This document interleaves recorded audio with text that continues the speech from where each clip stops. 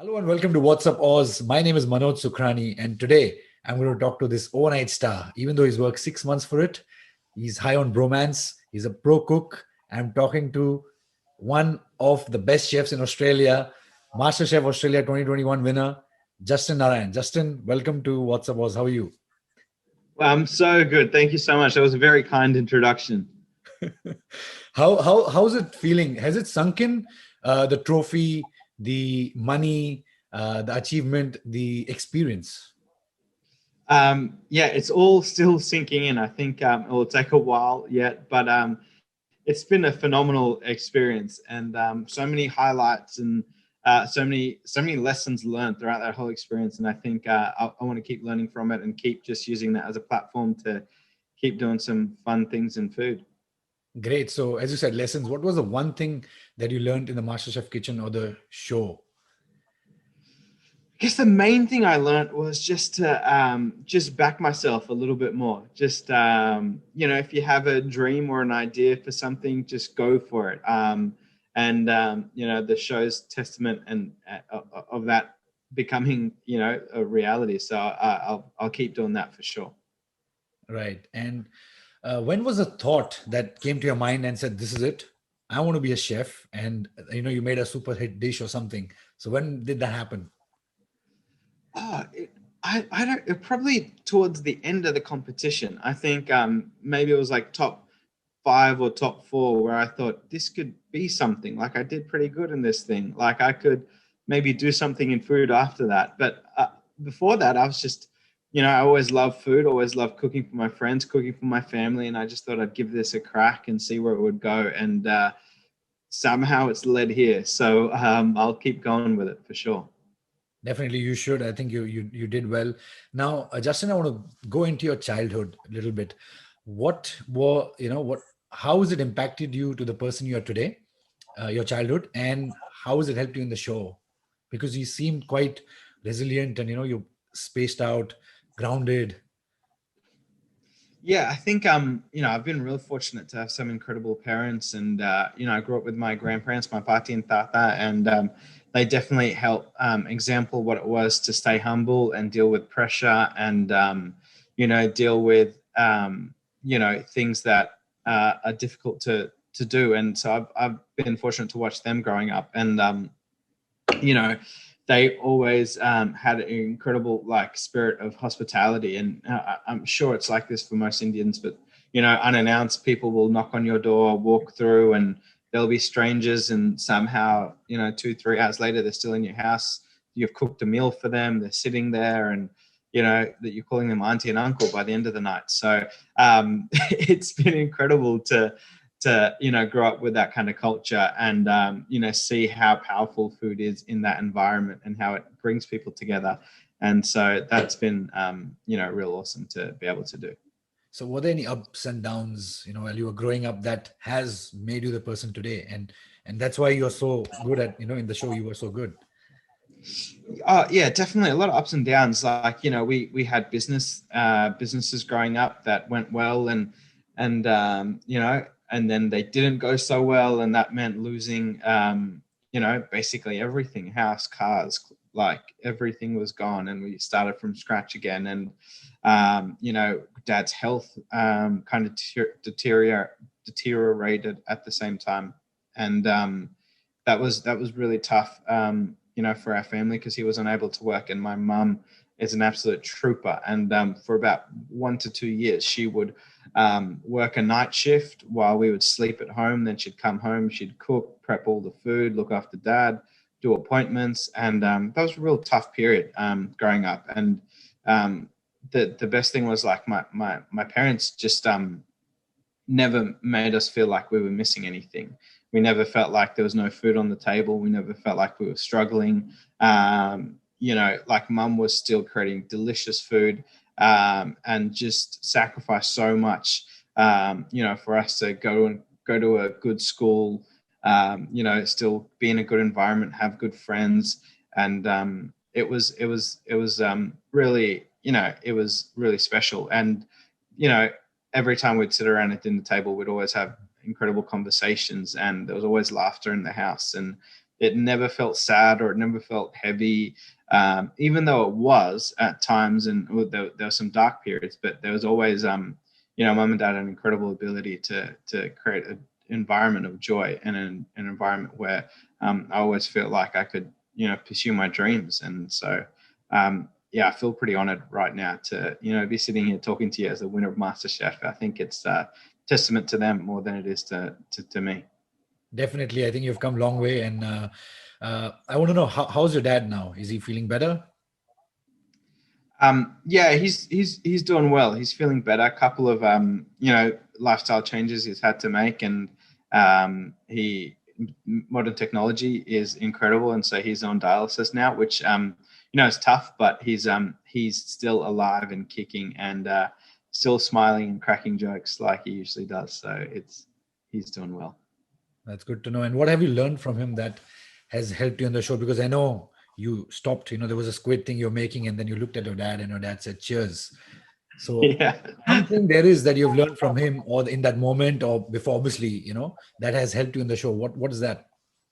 Yeah, I don't know how particularly powerful the words cheers are, but no, it was awesome just seeing him there. I think being able to see him there, and he's got this massive grin on his face, and I'm struggling. Like, I've hit a wall. I think I'm a failure, and he just doesn't care. He's just like, cheers, like, have a good one. And he's just so proud, regardless of where that cook went or what was going to happen. He's standing there just so happy and so proud. He's just happy to be alive, to be honest. And I that honestly just really motivated me. And I just took a breath, and I was like, I'm going to do this well, and hopefully just keep enjoying it as much as this guy is. So that moment was really special for me. Fair enough. So keep going, and just be in the moment, and obviously be happy, and just keep going is what you're trying to say. Now, at some point, or I don't know, you won the trophy, you came home. Did you feel, or one thought crossed through your mind that maybe Pete should have won or Kishore should have won? Not that you're not good, but no, 100%. It still crosses my mind to this day. The reality is, everyone that signed up to, got into the competition and got an apron. Everyone deserved to win. Everyone, particularly Pete and Kishore, they'd sacrificed just as much as me to get to that point in the comp. And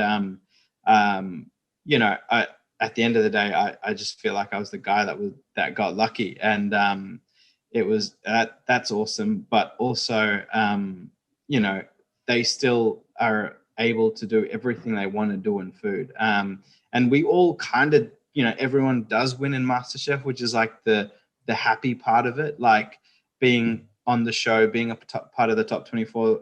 All the contestants that go through, they're able to pursue their dreams and do something that they want to do. And the show provides such an incredible launching pad and platform for them to do what they want. So no one really feels devastated for not winning, and no one feels devastated for not being there, because everyone wins at the end of the day. That's why it's such a great show. But I just have a little bit more money than them at this stage, so I'm not going to rub it in, but I'll hopefully be able to do something to help them out as well. So it'd be fun. great. So how are you going to spend the money, or how you already spent it? And how can people, be connected with you? What are your next, upcoming things? I want to know both. Yeah, I've actually spent all the money. I need more, so please send it through. No, I haven't. I haven't done that. I'll hopefully make a couple of wise investments and try and, it's a great thing to be able to have to set yourself up in the first year of marriage, which is very helpful. But I'm going to work towards creating some online content for food, and hopefully something that's going to connect with people, resonate with them, make them laugh, entertain them, but also inspire them to cook. And and that's one thing I'm working on, and I'll keep trying to get some experience in the kitchen and maybe work towards having my own restaurant one day. And the best way for people to stay connected would be through my Instagram, which is just Justin Narayan, and my website, which is justinnarayan.cooking. So try and keep everyone updated on that, and if you're following that, you'll be the first to know. And you're really good as a host. I think you can be a good host, and you got the humor. So I think that whatever you're doing online will definitely be good. And now let's get into the rapid fire quickly. Okay. So Yes, done. Ready. Okay. Please give us a cooking hack, one for beginners and one who cook regularly. Okay, cooking hack is salt your food and use acid, salt and acid to balance things. Right. Okay. Have you ever cooked something and you didn't like what you cooked? Like, what is this have I made? What is this after winning the title? Yes. I tried to make an omelet the other day, which I absolutely butchered. The pan wasn't non-stick enough, didn't have enough butter in it, and I got rid of it. Don't tell anyone. Fair enough. Now, honestly, it's one thing to cook, but it's the cleaning that afterwards is complete the sentence. Tiring, fun, or part of cooking, or The anything else. worst part of cooking. Cleaning is the worst part of cooking. All right. Yeah, that's why after you all cook, it's all clean, and then you all present the dish. So definitely, did you all clean it yourself at that point? No. In the No, we didn't. There's an incredible team of people that do that, which I miss a lot. So fair enough. hopefully. A vegetable or a fruit you detested, eating as a child. You didn't like it. I didn't like eggplant. I love it now, but as a child, didn't like it. Okay. Your famous, any famous personality you want to cook for, or a celebrity? Celebrity. So many, all of them. Justin Bieber. Everyone always calls me Justin Bieber, so I don't know. That's the first one I thought of. But yeah, that he would be at the top of the list for sure. And Beyonce, Jay-Z. Okay.